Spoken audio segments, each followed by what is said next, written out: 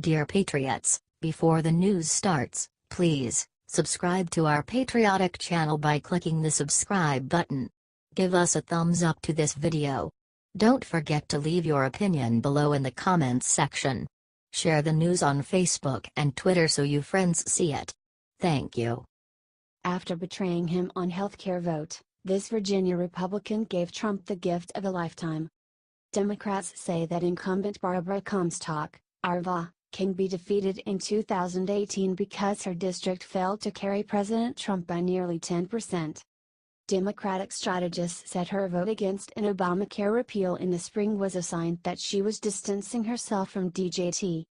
All these rumors came to an end when Comstock, along with Congressman Peter King, R-N.Y, Immigration and Border Security Subcommittee Chairman Raúl Labrador, Republican Idaho, and House Judiciary Committee Chairman Bob Goodlatte, Republican Virginia, introduced the Criminal Alien Gang Removal Act. President Trump referred to the gangs like MS-13 in a speech to law enforcement in late July, saying we can eliminate MS-13 and root out the criminal cartels from our country. Trump specifically highlighted the importance of deportations curtail gang violence. We're getting them out anyway, but we'd like to get them out a lot faster. Congresswoman Comstock is aiming to resolve that.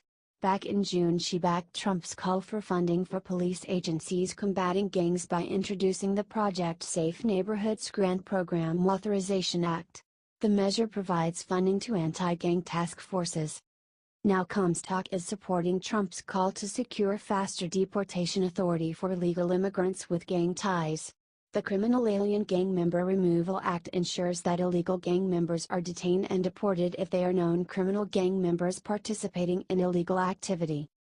To prevent deported gang members from coming back, the bill ensures they are not eligible for immigration benefits, such as asylum, special immigrant juvenile status, and temporary protected status.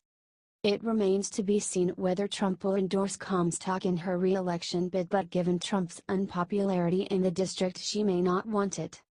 Comstock has a Trump score of 95.3. The score, showcased on the website 538, is based on the how often congressional members vote in favor of Trump's agenda versus how often don't and other metrics.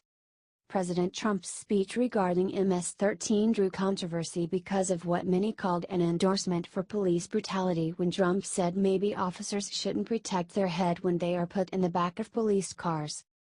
Gang violence has continued to plague parts of the country and illegal immigration has contributed to the rise of MS-13 presence in America. The El Salvadorian gang has been responsible for a number of deaths already this year, including the death of a teen in New York. Peter King, R-N.Y, is a sponsor of Comstock's crime bill, said we cannot tolerate innocent people in our communities being slaughtered, butchered and intimidated by these criminals regarding the legislation's goals.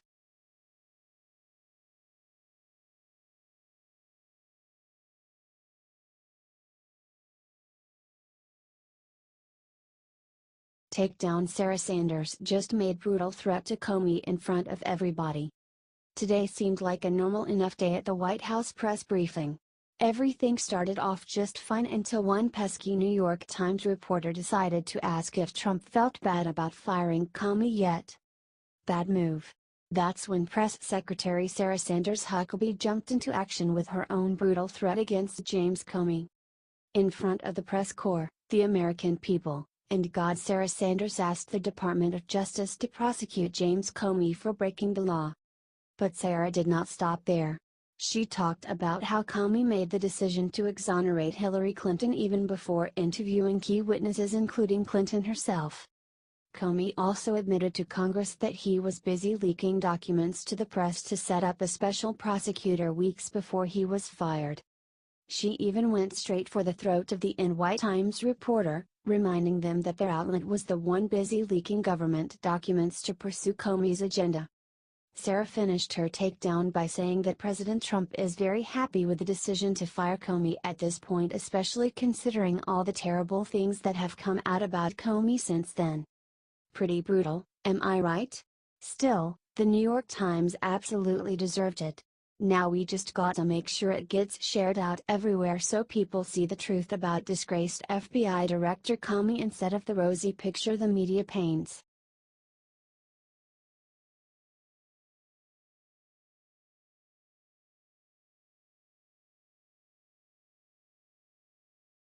Jail time. Comey gets terrible news after lying to Congress. It's happening. The outlook for James Comey wasn't looking good before, but it might get a lot worse if one GOP senator gets his way. During a press briefing earlier this week, Sarah Huckabee Sanders revealed that Comey had lied during interviews about the Clinton investigation. Since Director Comey's firing, we've learned new information about his conduct that only provided further justification for that firing, Sanders stated, including giving false testimony, leaking privileged information to journalists. He went outside of the chain of command and politicized an investigation into a presidential candidate. Now, Senator Ron Johnson is demanding that transcripts of the interviews conducted between the Office of Special Counsel and Comey's staffers be released. The committee has conducted oversight of the FBI's investigation into Secretary Clinton's use of a private email system. The information in OSC's possession could further explain the scope, course, and nature of the FBI's investigation, Johnson explained. He goes on to explain that the transcripts may shed light on what really happened before Comey decided Clinton would not be charged. If these transcripts are released, and they confirm that Comey lied, he may soon find himself on the other end of the law. No longer choosing who goes to jail, he may be there himself. Share if you support Johnson's efforts to reveal the truth. It could finally end Comey's lies for good.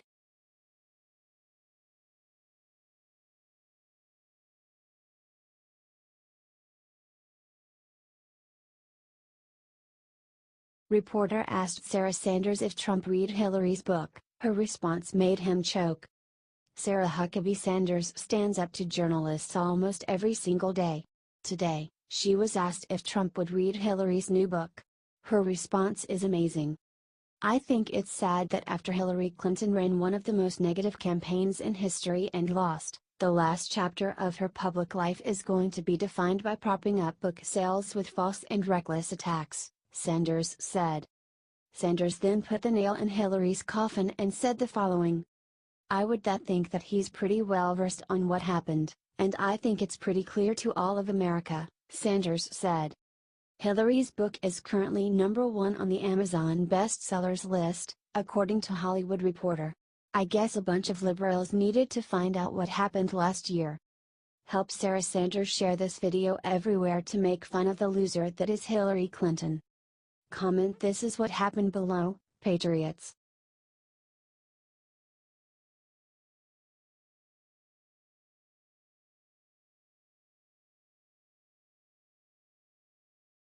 Congratulations! Eric Trump and his wife just made a massive announcement. On Tuesday, Eric and Lara Trump announced the birth of their newest son, Eric Luke Trump. He tweeted the following this morning. This is too cute, right? Don't you love the Trump family? They are the cutest.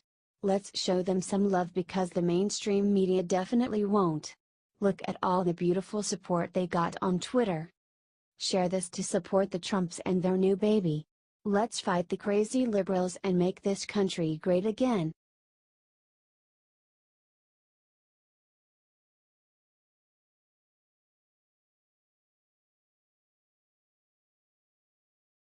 This pilot began a suicide mission to stop United 93, but then a miracle saved her life. United Flight 93 is considered by many to be the pinnacle of American heroism, and that was before the story of Lieutenant Heather Lucky Penny came to light. Her story makes what was already one of the most incredible stories of the 21st century even more remarkable. On September 11, 2001, after it became clear that planes were being used as weapons against the United States, President George W. Bush issued an extraordinary order. All hijacked passenger planes would be shot out of the sky. Those orders were delivered to Lieutenant Penny, but there was one problem. No planes in the region were armed for combat. We wouldn't be shooting it down, Penny would later explain. We'd be ramming the aircraft. I would essentially be a kamikaze pilot. But Penny had no intention of dying, even though she knew that it was likely. I was hoping to ram the aircraft and eject. At the same time, she recalls. It probably wasn't going to work, but that's what I was hoping. Thankfully, Penny never had to make the ultimate sacrifice for her country. Instead, the brave men and women of United Flight 93 finished the job for her. After storming the cockpit, they took the plane down in rural Pennsylvania. Still, Penny's willingness to risk it all for country is a true symbol of sacrifice and patriotism. Share so that everyone knows the story of this true American hero.